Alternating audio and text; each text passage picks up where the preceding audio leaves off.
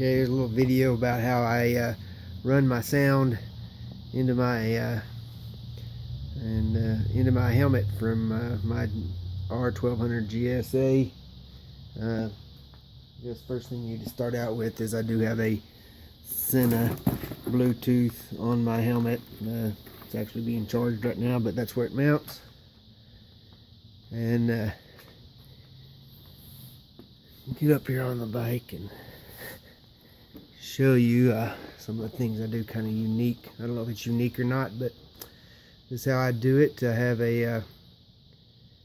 the GPS, I have a radar detector, and an MP3 player, all piped into the Sena Bluetooth helmet. Of course, there's the GPS right there. It's a Garmin Zumo. Output wire runs down here, through here, over here, up this little cable right here, up here, and into the tank bag.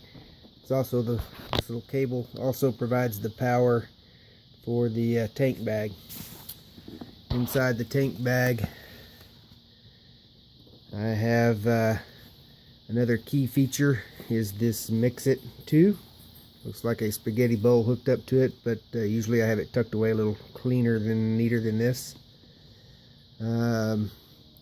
Everything comes into the Mix-It.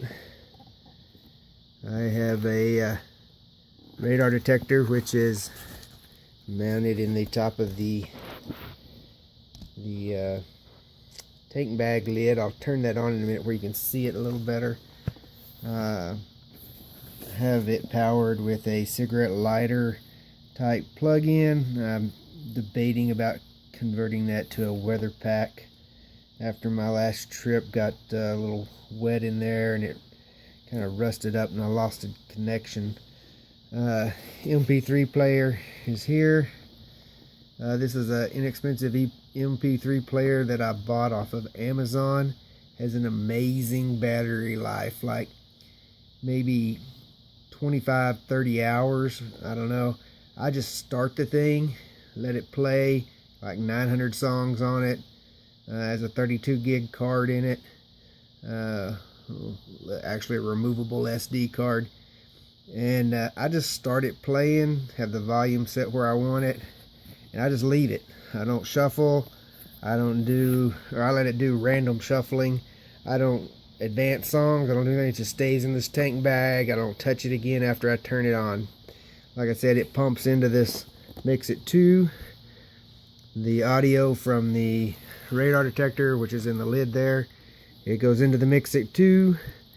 The voice commands from the GPS go into the Mix-It 2, and they all come out of the Mix-It 2 via this Sena product. I believe it's called an SM10, maybe SR10, something like that.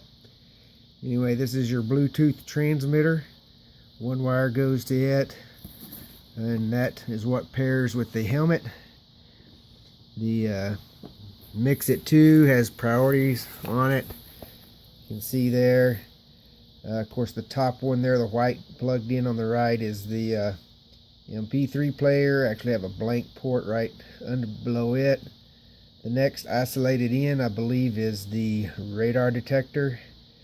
The next isolated mono in priority is the GPS, and it will cut in on top of whatever else. So you'll get your voice commands from your GPS. I actually have that powered also into the tank bag via this weather pack connector. What else is powered? I got something else powered in here with a, that must be the no, that is the that's kind of a configured mess. That is the power for the Mix-It 2. Something that's whenever I'm going down the road, that's all zipped up. This is the cancel button for the radar detector, so as that thing's blaring along, you can just reach up here and hit that button and it cancels it out, because right under here is actually where the radar detector is. Does not have to have a clear view of the sky or the road or whatever. It picks up just fine right there. You don't believe me? Run your radar detector in your car, your truck, whatever. Leave it laying on the floorboard of your pickup, and you'll still pick up stuff. So whenever I power on the bike, right there, still have no power inside the tank bag.